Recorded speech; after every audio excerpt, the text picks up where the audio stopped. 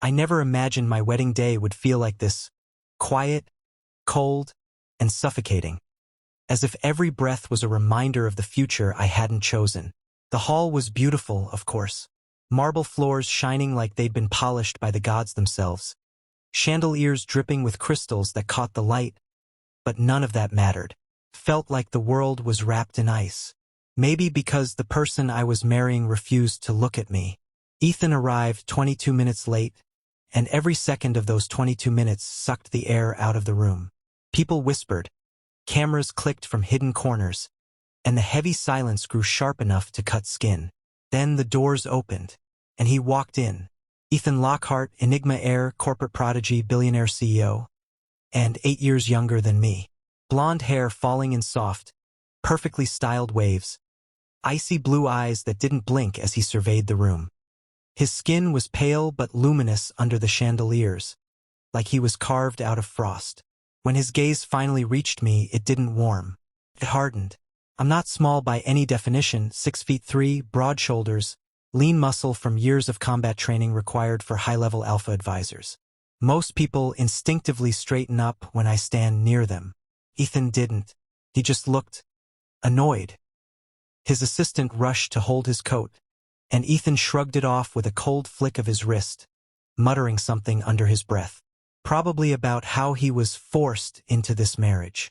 I watched him approach, graceful, controlled, intimidating in a way only enigmas could be, dominant without trying, superior without speaking.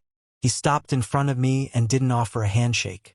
"Let's get this over with," he said, voice low and sharp. I swallowed whatever emotion tried to rise. Of course. His lips pressed into a thin line. He refused to look at me while we faced the officiator. I stood tall, hands behind my back, trying to ignore how small his shoulders looked despite the expensive tailored suit hugging his frame.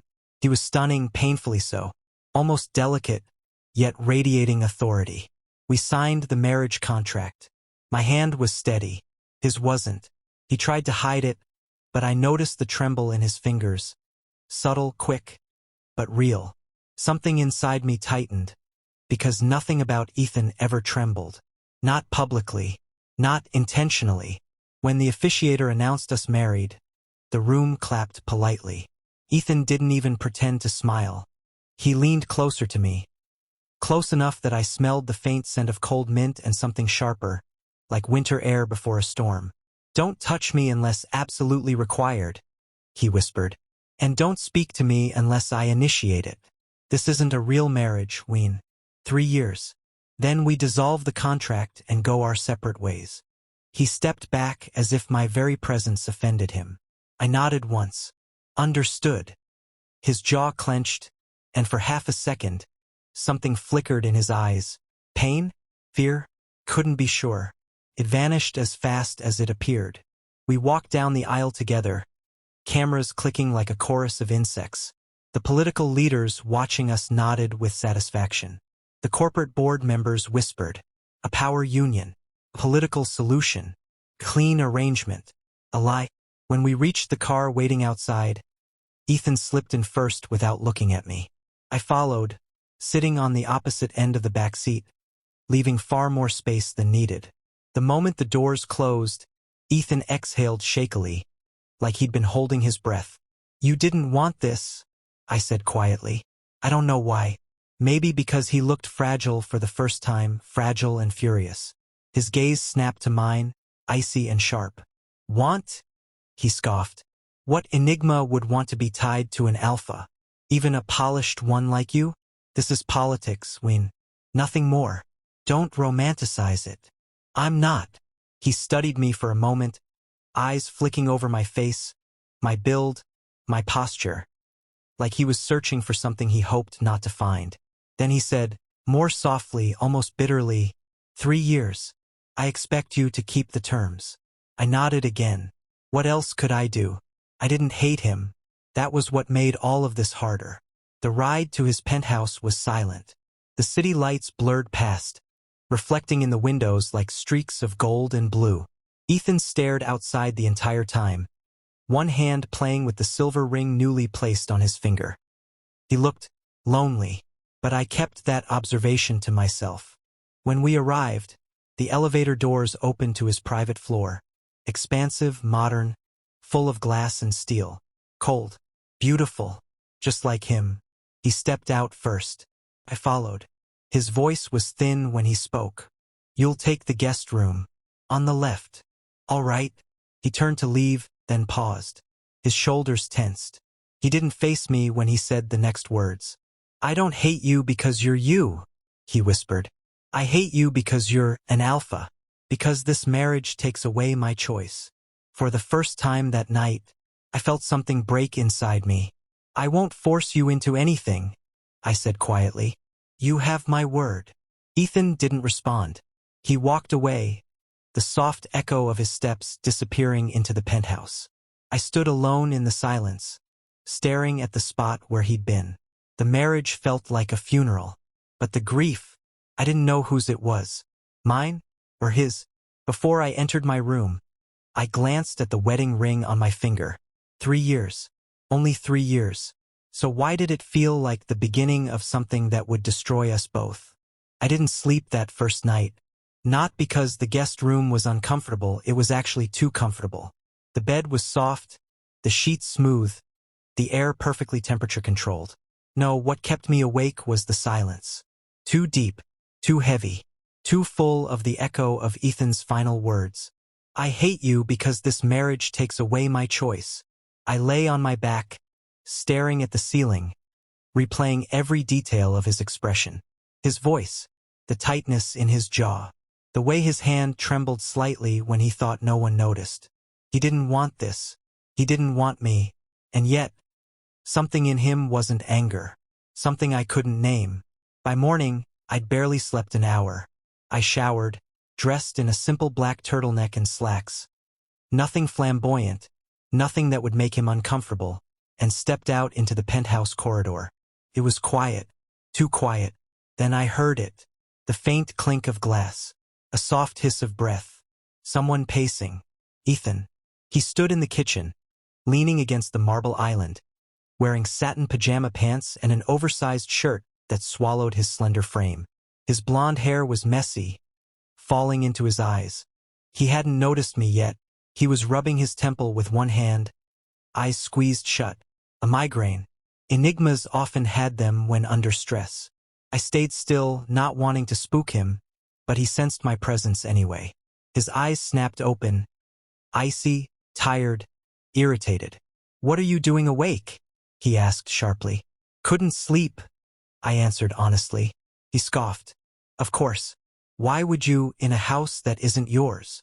His words stung, but I kept my face calm, composed. Are you all right? I asked softly. His jaw tightened. He hated that question, hated concern, hated vulnerability.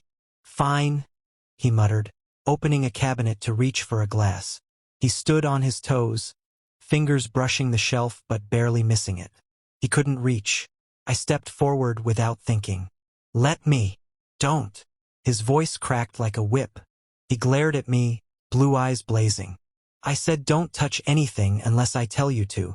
I froze. Not because of fear, but because of how defensive he looked, like a cornered animal baring teeth. Ethan got the glass eventually, standing on the tips of his toes, stretching his small frame. It took him longer than it should have, and when he finally grabbed it, he winced as the movement triggered his migraine again. I watched silently. I would never force myself into his space. He filled the glass with water, but his hand shook again. He tried to hide it by tightening his grip, but the tremble was there. He hated that I saw it. You're staring, he snapped. Only because I'm worried, I said quietly. He looked at me then. Really looked. His eyes flicked down my arms, my chest, my shoulders, slowly, as if reminding himself of the power difference he despised. You're too big, he muttered. I can't help my height. That's not. He stopped, cheeks warming slightly. You take up space. I blinked. I'll try to take less of it. He frowned like he didn't expect that answer. Sit, he said suddenly. I obeyed without question, sitting at the far corner of the island. He sat at the opposite end, as far from me as possible, sipping water and avoiding eye contact. Minutes passed in tense silence. His hair kept falling in his face. He pushed it behind his ear each time, but it slipped back instantly. A small, frustrated sound escaped him, barely audible, but real. Couldn't help it. "You look like you didn't sleep either," I said gently. He glared. "Are you trying to make conversation? I'm trying to understand you. Don't." His voice was thin now, softer, tired. Understanding leads to attachment. Attachment leads to complication. And I don't need complications. "You think I'm going to fall in love with you?" He flinched. Not visibly, not dramatically, but his eyelashes fluttered, and his throat bobbed with a small swallow. "I think alphas fall too easily," he said coldly, "always wanting to protect something. I'm not someone who needs protecting." I stared at him for a long moment. Then I said quietly, "Everyone needs protecting sometimes. Even enigmas." His lips parted slightly. Surprise flickered across his face. Then he looked away quickly. "You don't know me, Ween." "No," I agreed softly. "But I'd like to." He inhaled sharply, like the words hit a wound. Before he could respond, his phone buzzed on the counter. He snatched it up. "It's the office," he muttered. "I have a meeting at 9. He stood abruptly and walked toward his bedroom, but halfway there he staggered slightly, his migraine flaring again. I caught myself stepping forward. He noticed. "Don't," he said, breathless. "I don't need you to catch me." "I wasn't going to." I lied. His eyes narrowed. He knew I was lying. But he disappeared into his room anyway. By the time he reemerged, he was transformed. Gone was the boy in oversized pajamas. In his place stood Ethan Lockhart, CEO. Black tailored suit, blonde hair slicked back perfectly, cold blue eyes, expression sharp enough to kill. His gaze flicked over me as he walked past. "You look better in dark colors," he said quietly, almost grudgingly. I blinked. "Thank you." It wasn't a compliment, just an observation. But his ears were slightly pink. We rode the elevator down together. He stood on the opposite side, arms crossed, breathing slow and controlled. Every now and then, he glanced at me as if measuring the distance. "You don't have to ride with me," he muttered. "I live here." He clicked his tongue softly, annoyed. When the doors opened to the lobby, reporters swarmed instantly, flashes exploding like fireworks. "Mr. Lockhart, Mr. Ween, over here. How does it feel being married? Is this political or romantic? Did you consummate your marriage?" Ethan stiffened instantly. His breath hitched. Cameras overwhelmed him. Too bright, too loud, too invasive. Without thinking, I stepped closer, placing my body between him and the swarm, shielding him from the flashes. He sucked in a breath, startled. "Ween," he whispered sharply. "You're too close." But then his hand gripped the back of my coat. Barely. Just a handful of fabric. Just long enough to steady himself. Just long enough for me to understand. He wasn't bothered by my closeness. He needed it. When we finally reached the car, he let go, stepping back as if burned. His cheeks were flushed, eyes blazing with embarrassment. You shielded me," he whispered. "That's what partners do," I said simply. "We're not partners." I opened the car door for him. He hesitated, staring at me like I'd spoken something dangerous. Then he whispered almost too softly to hear, "Don't do that again unless I ask." "All right." He got in. His voice trembled when he added, "But thank you." The door closed, and for the first time since our wedding, hope flickered in my chest. Quiet, foolish, and terrifying. The first week of marriage felt like walking on thin glass. One wrong move and everything would shatter. Ethan barely spoke to me unless necessary, and even then, his words were clipped, precise, and dipped in frost. But silence spoke louder. I learned the sound of his footsteps, the soft brush of his slippers in the hall at night, the click of his polished shoes in the morning. I learned the way he breathed when stressed, quick and uneven, and the way he held his mug with both hands when he was too tired to keep up his enigma composure. And I learned something else. Ethan didn't hate me as much as he wanted to. He hated that he didn't. The third morning after our wedding, I woke earlier than usual. The city below was still dark, wrapped in dawn shadows. I stepped out of my room quietly, expecting the penthouse to be empty. It wasn't.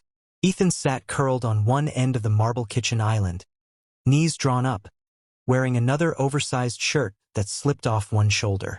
He clutched a tablet, face illuminated by its soft glow. His blonde hair was messy, falling into his eyes, and he kept pushing it away with quick, irritated motions. He looked young, vulnerable, nothing like the ruthless CEO the world feared. He didn't see me at first. His lips were pressed tight, and his eyes moved rapidly over whatever document he was reading. His foot bounced anxiously on the stool rung. I spoke softly so I wouldn't scare him. "You're up early." He jolted anyway. His head snapped up, eyes wide for a split second before his expression hardened. "You walk too quietly," he muttered, straightening his posture. The movement made the oversized shirt slip further. He tugged it back up irritably. "I didn't expect anyone to be awake this early," I said. "I don't sleep much." He said it like a confession he regretted instantly. I stepped closer, carefully, slowly, like approaching a skittish animal. "Nightmares?" His jaw clenched so quickly it was almost painful to watch. "Don't ask me things you have no right to know." I nodded once. Understood. But his fingers tightened around the tablet. His eyes darted away. He wanted to deny it. He wanted to yell. He wanted to pretend he didn't have nightmares. But he said nothing. Instead, he slid off the stool, pushing past me with more force than necessary. "Move. I need to get ready." He almost brushed against my chest. His shoulder barely grazed mine, but the touch made him suck in a sharp breath. His pupils dilated for a split second. He felt it, the alpha static, the spark of something dangerous, unwanted, but real. He hurried away. When Ethan returned an hour later, hair damp, suit crisp, CO mask fully locked in place, he looked like a different person. The softer edges were gone, hidden beneath steel. "We have a meeting with the board today," he said as he adjusted his cufflinks. "You will attend as my spouse." The word spouse sounded foreign on his tongue. He said it like it tasted bitter. "If that's what you want," I replied. "It's what the contract requires." He avoided my eyes. We headed to the elevator, the air between us tight. On the ride down, he stood stiffly on the other side, fingers tapping against his thigh. The only sign he was nervous. "What's wrong?" I asked quietly. "Nothing," he snapped. But then he swallowed, voice dropping to a whisper. "They're going to ask questions about us." I understood instantly. He wasn't scared of the board. He was scared of being exposed, of being vulnerable, of people seeing cracks. "Stand behind me then," I said softly. "Let me take the questions." His head snapped up. His eyes widened slightly. Surprise, relief, conflict. "You're offering to protect me? Is that a problem?" He stared at me for a long moment, lips parting slightly, breath unsteady. Then he whispered, "Just don't overstep." "I won't." He nodded, but his cheeks were faintly pink. At the boardroom, eyes turned to us immediately. Cameras flashed. A dozen powerful executives watched Ethan's every move. He stood stiff, shoulders tight. I stepped half a step behind him, not overshadowing him but supporting him. The chairman smiled tightly. "Mr. Lockhart, Mr. Wien, congratulations on your union." Ethan's voice was icy. "Thank you. And tell us." The chairman's eyes glinted. "How is married life treating you both?" Ethan froze, just slightly, but I saw it, so I stepped in. "As expected," I said smoothly, placing a gentle, respectful hand on Ethan's shoulder. Not gripping, not possessive, just enough to stabilize him. Adjusting takes time. Ethan's shoulder jerked under my touch. For a heartbeat, he seemed electrified. His eyelashes fluttered. His lips parted in the faintest gasp. But he didn't pull away. The chairman smiled knowingly. "A very diplomatic answer. And you, Ethan?" Ethan cleared his throat. He spoke softly, too softly. We're managing. It wasn't a lie. It wasn't the truth either. But it was enough. The meeting dragged on for 2 hours. Ethan maintained his poise flawlessly, but every now and then, his foot brushed mine under the table. Each time, he pretended it didn't happen. Afterward, as we walked through a side corridor, he exhaled shakily. That was tolerable, he muttered. You did well, I said. His steps faltered. No one tells me that. Then they should. He looked at me and something warm, too warm, flickered in his blue eyes. Then, a voice echoed down the hallway. Ethan? We both turned. A tall man walked toward us. Dark hair, tan skin, strong build. Handsome, confident, familiar. Ethan's entire body tensed. Marcus, he said, voice dropping strangely. Not cold. Not angry. Something more complicated. My stomach tightened. An old friend. I asked carefully. Ethan didn't answer, but Marcus smiled. I didn't think I'd see you again so soon. I heard you got married. His eyes flicked to me, assessed me, measured me. Then he extended a hand. So you're the alpha husband. I shook his hand calmly. Ween. A pleasure, Marcus said, though the smile never reached his eyes. He looked back at Ethan. You look pale. Are you sleeping? Ethan stiffened. His voice sharpened instantly. That's none of your business. Marcus laughed softly, still as defensive as ever. Ethan's cheeks flushed, not with attraction, but with humiliation. I stepped slightly closer to him without touching him. Marcus noticed. His smile turned sly. Protective already? Or insecure? Ethan inhaled sharply. His hand twitched. He hated this. Being cornered, being exposed, being treated like someone fragile. I spoke calmly. We should go. Ethan has another meeting. Marcus raised an eyebrow. He always had someone speaking for him. Huh? Ethan flinched. Just slightly. He whispered, Ween, let's go. I nodded and guided him away, not touching him, just walking close enough to shield him. The moment we turned the corner, Ethan exhaled shakily, almost collapsing against the wall. His voice cracked. Don't ever let him talk to me like that again. My heart squeezed. I won't, I said quietly.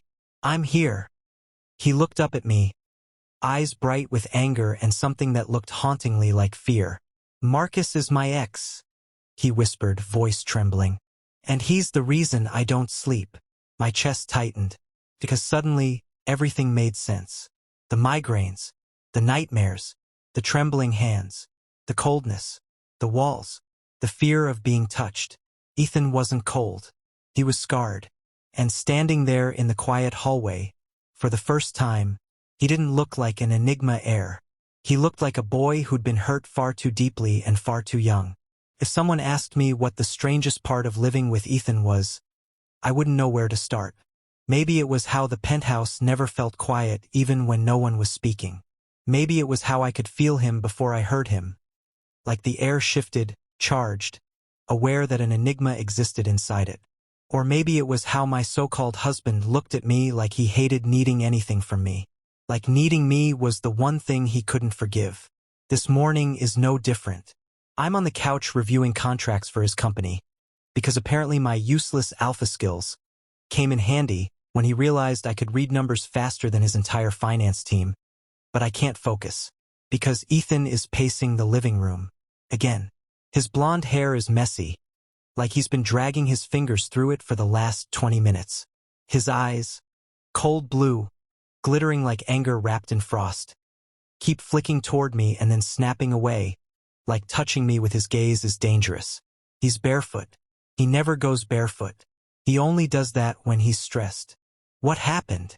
I finally ask, setting the files down. I didn't ask you to talk. His voice cracks slightly, betraying him. I exhale slowly. Ethan.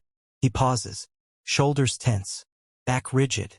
He looks like someone carved him out of irritation and sleepless nights. There's an investor meeting, he murmurs. That's not new. They want to renegotiate the merger. They said they don't trust an enigma running the largest tech conglomerate in the country. His jaw clenches, hard enough to hurt. I see it, the way pain hits him first, then fury, then a slow, cold fear he will never admit out loud. They have no right, I begin. They have money. His voice trembles. Money gives them every right. I stand up slowly, trying to keep my movements calm. He notices everything. The angle of my shoulders, the tension in my jaw. I don't want him thinking I'm angry at him. I walk toward him. He steps back immediately. Of course he does. He always does. He hates when we're too close. He hates it even more when he wants to be. Ethan, I say softly, look at me. No, look at me. He lifts his eyes, just barely, like I'm asking too much. He's afraid. Not of the investors. Not of the company. Of failing.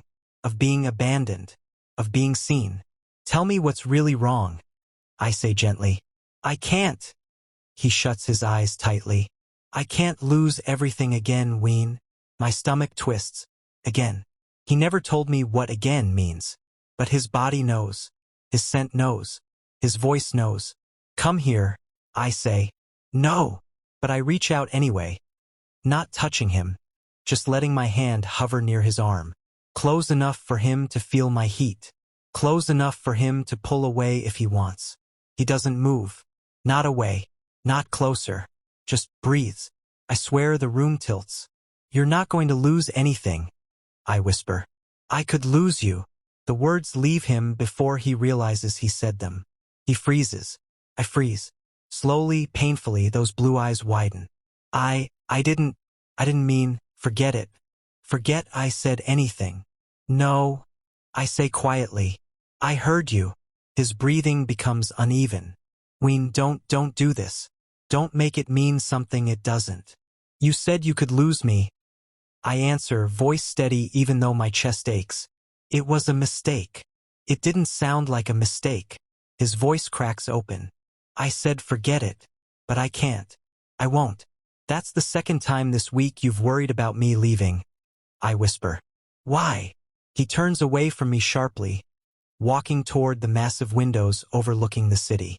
His reflection stares back at him, small, fragile, furious. You know why, he whispers. No, I don't. You'll leave. His voice breaks. Everyone leaves. I step closer. This time he doesn't step away. We're married, I murmur. Contract, he spits. Yes, I say. A contract that still has 2 years left. His throat tightens. 2 years is nothing. It's time, I say softly. Time for you to learn that I'm not going anywhere. He scoffs, but it's weak. You only say that because you don't know me. Then let me know you. His whole body trembles. I don't want to hurt, he whispers. His voice sounds young, younger than his age, almost like a child confessing something shameful. I don't want to trust you and be wrong. You won't be. You don't know that. I know because I'm here. He shakes his head again and again. Not today. Not tomorrow. I mean later, when this marriage ends. When the 3 years are up. When you meet someone you actually want. Another alpha or someone normal. Someone who isn't. His voice collapses. Broken. You're not broken. He laughs, but it's a painful sound. You're blind, Ween. Everyone else sees it. I move to stand behind him, close but not touching. His shoulders shake. He's breathing too quickly, his anxiety spiraling, and instinct takes over. I reach out, slowly, and place my hand on his arm. He goes still. Completely still. We're not ending in 3 years, I whisper. He turns his head slightly, disbelief etched across his face. You can't promise that. Yes, I can. No, he whispers. Don't lie to me. I'm not. His eyes meet mine, blue, frightened, desperate. Ethan whispers. We're not supposed to be real. We already are. His lips part. His pupils dilate. His scent shifts, softening, trembling, reaching for me without meaning to. Something fragile unfolds in his expression, like hope he's afraid to hold. You confuse me, he breathes. You make me feel things I shouldn't feel. Like what? His voice is barely audible. Safe. The word hits me harder than I expect. Safe. He feels safe with me. Good. I whisper. Because you are. His throat works as he swallows hard. Ween. Ethan. His name feels right in my mouth. His eyes flicker at the sound of it. I'm scared, he finally admits. I know. And I hate that I want you to stay. My heart thunders. I will, I say quietly. No matter what happens with the company, no matter what your past is, no matter what you think you deserve, I'm not leaving. He trembles once, barely noticeable, before he whispers, Promise. I promise. He exhales shakily, like he's been holding that breath for too long. For the first time, he doesn't look away. For the first time, he lets me see him. We stand there in silence, breaths sinking, hearts colliding. The city lights glow against his skin, turning him gold, fragile, beautiful. I want to touch him, hold him, pull him into my arms and tell him he'll never have to face anything alone again. But I don't. Not yet. He's opening slowly, like a flower blooming in the dark. And if I move too quickly, he'll close again. So all I do is stay beside him. And for the first time, he lets me. The strange thing about comfort is how quietly it slips in.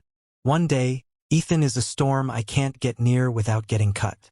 The next, he's letting me stand beside him like he's been waiting for me to try. It doesn't erase the tension between us. If anything, it sharpens it. Days after that confession, I could lose you, he becomes different. Not soft. Ethan is never soft. But something in him watches me more closely, listens when I speak, breathes a little differently when I walk into a room. Tonight, though, something is wrong. I feel it before I hear it. The penthouse is too quiet, too cold, like someone left a window open in the middle of winter. Ethan, I call out. No answer. I set down the documents I was reviewing, yet another investor proposal trying to oust him, and walk through the hall. The lights are dim, casting long shadows across the marble floors. Then I hear it. A sound so soft I almost miss it. A sniff, a breath caught in someone's throat. And then, a muffled, broken sob. My heart drops. I follow the sound to the guest room, the one he never lets anyone in, not even staff. The door is cracked open. Ethan, I whisper. No reply. I push the door gently, and freeze. He's sitting on the floor, back against the bed, legs drawn up, arms wrapped around himself. His blonde hair is messy, his eyes swollen, red-rimmed. His shirt is wrinkled like he's been gripping it, pulling it, suffocating under something too heavy to carry. He lifts his head when he hears me. He looks small. He looks young. He looks shattered. My chest tightens painfully. Ethan, what happened? Don't. His voice breaks. Don't look at me right now. I already am. He turns his face away. I don't want you to. I take a careful step inside. I'm not leaving. Please. He whispers, voice cracking. Just go. No. He squeezes his eyes shut. Why do you never listen? Because you're crying. I answer softly. And I won't walk away from you like this. He trembles. You don't understand. I can't let you see me. Like this. Not you. Not the alpha I. He stops himself so fast it hurts. The alpha I what? Need? Want? Trust? Feel for? His breathing becomes jagged. Just leave me. Please. I kneel down slowly, leaving a little space between us so he doesn't feel cornered. His scent is unsteady.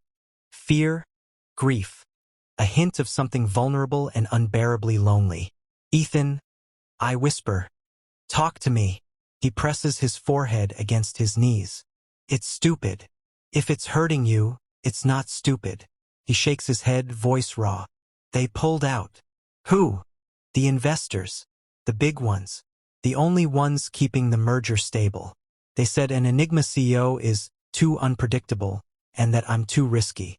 And then, his voice breaks like glass. My ex called. I freeze. His ex. Slow, bitter words tumble out of him like poison. He said I should have expected this. That I always ruin everything I touch. that I drag people down, that anyone who stays with me ends up regretting it. My blood turns hot. Ethan, I say tightly, that is not. Don't. He flinches at my tone. Just don't argue. I know what people think. I know how they see me. How do I see you? I ask quickly. He stiffens.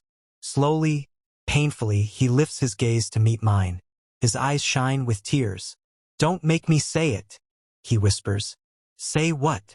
That you're the only one who's ever looked at me like I'm worth staying for. My breath catches. He wipes at his face, angry at himself for crying. I don't want you to see this. To see me like some pathetic mess who can't hold it together. You're not pathetic. You don't know me, Ween. Then let me. He shakes his head again. No. If you see all of me, everything, then you'll leave. Just like he did. Just like everyone does. I move closer. He doesn't move away this time. Ethan, I say gently, I'm not him. He flinches at the reminder of his ex you could be. I'm not. How do you know? Because I'm still here. He laughs, bitter. For now.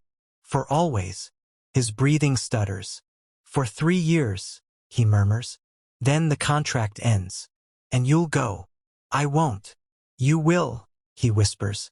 The contract forces you to stay. Not your heart. The words cut deeper than I expect. I reach toward him slowly, giving him every chance to pull away. He doesn't. My fingers brush his cheek, wiping away a tear. He shuts his eyes, leaning into the touch like he's been starving for it. Ethan, I whisper. Listen to me, please. He opens his eyes. Blue. Raw. Breaking. I am here because I choose to be, contract or not. He breathes out shakily. Don't lie to me. I never have. You could. But I won't. Another tear slips down his cheek. I catch it with my thumb. Look at me. I whisper. He does. You are not ruining anything. You are not dragging me down. You are not too much. And you are not alone. His bottom lip trembles. Ween. I'm yours. I whisper before I can stop myself. You just don't see it yet. His eyes widen. Shock, fear, longing all tangled together. Wrapped around him, breathing him in, holding him through the storm. I realize something terrifying. I'm falling for him. Too fast, too deeply, too completely, and I have no idea how to stop. Not when he holds on to me like I'm the only thing keeping him alive. Not when he whispers, soft as a confession. Ween, don't ever leave me. I rest my chin on his hair. I won't. Even if it destroys me. If I had known how fast everything could fall apart. Maybe I would have held Ethan a little tighter that night. Maybe I would have told him I loved him. Maybe I would have begged him to trust me sooner. Maybe I would have asked him what really happened with his ex, what really haunts him. But life doesn't give warnings. It just throws you into the fire and waits to see who pulls you out. The next morning, Ethan was gone. Not gone from the penthouse, no. Gone from himself. He stood by the window, dressed in a cold gray suit, hair slicked back, mask sealed tight on his face like the night never happened. We have the merger meeting, he said, flat, emotionless, like the boy who cried in my arms hours ago didn't exist. I stepped toward him. Ethan. Ween. His tone stopped me cold. My feelings yesterday were temporary. I wasn't thinking straight. Don't read into it. Something cracks in my chest. Temporarily? The way he clung to me, the way he cried for me, the way he begged me not to leave. Temporary? You don't have to lie to me, I say quietly. He finally faces me. His eyes are dead. I am not lying, he whispers. Everything I said was a mistake. I feel it. The sting. The slow burn of rejection that burrows deep. Ethan, we need to go. Don't make this personal. But it is personal. It always was. I follow him silently out the door. The merger meeting is war. Cameras. Executives. Reporters waiting for Ethan to fail. And his ex. Standing right there. Tall. Smirking. Wearing a smugness I want to tear off his face. Ethan stiffens, eyes instantly dropping. Fear. Old fear. Deep fear. Fear I've only seen in abused animals and broken souls. I step closer to him instinctively. His ex smirks. Still fragile, I see. Ethan's fingers shake. I growl under my breath. Don't. Ethan whispers. He wants a reaction. He's getting one. But Ethan grabs my wrist. Tightly. Please, he breathes. Don't cause a scandal. Please. For me. His voice is so small my anger melts instantly. I nod. The meeting begins. They attack him with numbers, accusations, doubts. He defends himself sharply. But every time his ex speaks, he flinches, just slightly, like an old wound has been ripped open. Near the end, his ex leans forward with a cold smile. So tell me, Ethan, how long until your alpha husband realizes what you really are? Unstable. Manipulative. A worthless enigma who... I stand up. The room goes dead silent. Say one more word, I growl. And I'll make sure your company bleeds so hard you'll beg for bankruptcy. Gasps. Shocked murmurs. Ethan's ex pales. Ween. Ethan whispers sharply. No. I snap without looking at him. I'm done watching him humiliate you. We're in the middle of a board meeting. Ethan hisses. I don't care. I won't watch him tear you down again. His ex scoffs. Oh? Did Ethan tell you how he begged me to stay? How pathetic he was. That's it. I slam my hands on the table. Executives flinch.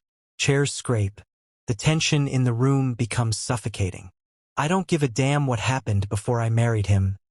I say, voice low and lethal. But if you open your mouth again... Ween. Ethan grabs my arm. Hard. Desperate. Embarrassed. Stop. I turn to him. His blue eyes are filled with fear. But not of me. Of them. Of being judged. Of being seen as weak. We're leaving. He whispers, voice trembling. Now. He pulls me out of the meeting room. The moment the doors shut behind us, he breaks. What were you thinking? He cries, voice cracking. You humiliated me. You made it worse, you. His breath shakes. His sense spikes. Fear, panic, overwhelmed pain. I was protecting you, I say softly. I didn't need protection, he shouts. I needed control. You destroyed that. You didn't deserve what he said. And now everyone thinks I'm unstable. I don't care what they think. But I do, he screams. The walls echo with the sound. He takes a shaky step back. His eyes glassy. His hands trembling. His breath uneven. I don't need a savior, he whispers. I don't need you to fight my battles. I don't need, he chokes. I don't need you. The words hit like a blade. Deep, hard, straight through my ribs. I swallow. Ethan, you don't mean that. He shakes his head violently. Stop thinking you know me. You don't. You never will. Ethan, leave. My heart stops. What? He forces the words out like they're poison. Leave me. The echo of it shatters something inside me. The hallway spins. My throat burns. My chest caves in. You want me gone? I ask quietly. He closes his eyes and whispers, yes. I walk out of his life that night. No suitcase. No explanation. Just one last look at the penthouse where I held him. Where he let me touch the pieces of him no one else was allowed to see. I wait. 1 minute. 2. 10. He doesn't come after me. So I leave. Days pass. I move into my old apartment. I ignore every news notification about the merger. I ignore every message from his assistant.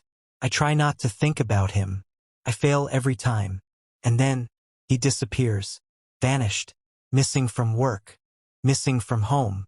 His scent gone from everywhere. 3 days later, my door nearly breaks from the impact of a violent knock. I open it. Ethan stands there. Wild. Disheveled. Eyes red. Hair a mess. Breathing like a man who has been running for hours. He looks feral. He pushes into the apartment and slams me against the wall. Not in anger, but desperation. His fingers grip my shirt. His eyes are wild blue flames. Where were you? He gasps, voice raw. I searched everywhere. Ween, why did you leave me? Why? I stare at him. I left because you told me to. I didn't mean it. He whispers, voice breaking. I said it because I was scared. Because I was falling. Because I don't know how to be loved. His forehead presses against mine. Please, he breathes. Please don't ever leave me again. My voice trembles. Ethan, I went crazy. He confesses, fingers tightening on my shirt. I couldn't breathe, couldn't think. I tore the penthouse apart looking for your scent. I looked everywhere. I thought you were gone forever. I swallow painfully. You told me to go. I lied. His voice cracks. I didn't want a savior. I wanted you. I just didn't know how to say it. My chest aches.